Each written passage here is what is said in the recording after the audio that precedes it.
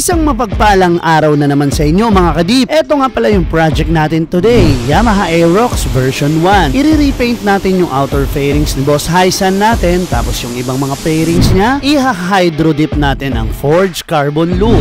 So ito na si Boss Hysan ba? Hysan? Simulan na natin tong project na to, at dito sa part na to, wet sanding pa tayo dito mga kadip. Dahil itong video na to ay medyo may katagalan na, kaya humingi po ako ng pasensya kay Boss Hysan natin dahil ngayon lang po natin naasikaso yung ating computer na nandito nakalagay yung mga vlog natin. Pero sabi ko nga, 'di ba, lahat yan i-upload natin at iisa-isahin natin once na nagkaroon tayo uli ng oras. Pagkatapos ng preparation, syempre, saan pa ba tayo pupunta kundi sa pag-a-apply ng ating base coat na timpla ni Boss John Ray. Noon pa man, katuwang na talaga natin sa hanap buhay si Boss John Ray dahil kahit anong kulay na ipatimpla natin sa kanya ay siguradong makukuha at makukuha.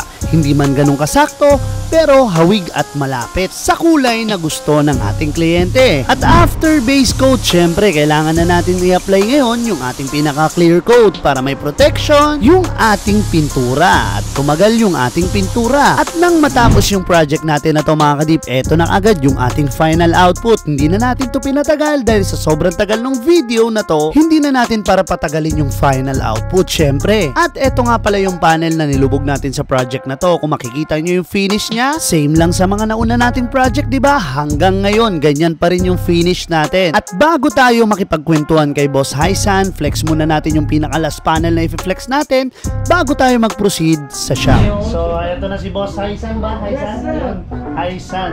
Alright. So, ito na yung, parang blue sa video. Tingnan mo. Parang blue eh. Kaya nga, sabi ko sa'yo, ang tanong mo, kung nakuha ba yung kulay.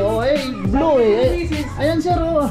Kuha. Pero green siya sa personal. Importante, kuha natin yung kulay sa personal.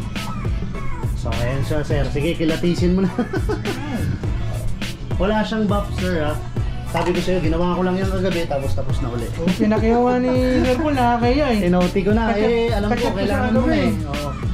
Diyan ito, nakabaon na yan sa clear, so hindi na siya matutukla pag-adagad yung trademark. So madaya yung kulay talaga, blue dito, parang Atlantis blue siya rito. So ayan. Sulit talaga sir. So sir, ano masasabi mo sir? Thumbs up ako sir. Sulit yung paghihintay.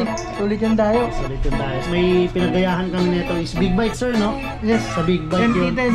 So MP10. Okay. MT10. MT10. So mali ako, sorry. So ayan siya. Tapos pag after no, syempre nilubog namin tong part na to. Solid. Forged carbon look. So meron din trademark natin. Ayan. So nirush namin. So mukha bang nirush? Hindi. So parang nanalamin no. Pag dip natin yan, ninugasan, tapos saka natin na-applyan ng clear. Tapos ganun din to, nag-apply din tayo ng clear coat dito na high solid clear na masasabi ko na kahit umulan, umaraw, hindi magbabago yung kintab niya. So ayun, nandito lang yung video natin. So i-flex ko na kagad yung pinaka ni bossing dito, videos niya, kung ano yung final output sa may liwanag. Ngayon mo ba siya ikakabit sir? Yes sir. O sige, after na ng labasan sir ha.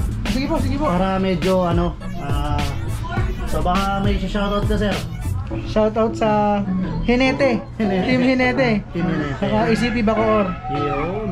So maraming salamat sir sa pagdayo. So tapos na yung project natin kay Boss Hysan natin, at eto na yung final output, at sila na rin yung nagkabit niyan ng kanyang kaibigan. At tumerno naman sa uric carbon niya yung mga nagawa nating kulay, at nakuha rin naman natin yung forged carbon na gusto ni Boss Hysan. Muli, maraming salamat sa pagdayo at sa pagtitiwala sa Polworks Hydrographics. At sa mga hindi pa naka-like and subscribe sa ating YouTube channel, baka naman mga kadip, marami pa kayong video na aabangan dito sa ating YouTube channel. Kaya kita-kits next vlog. To God be the glory.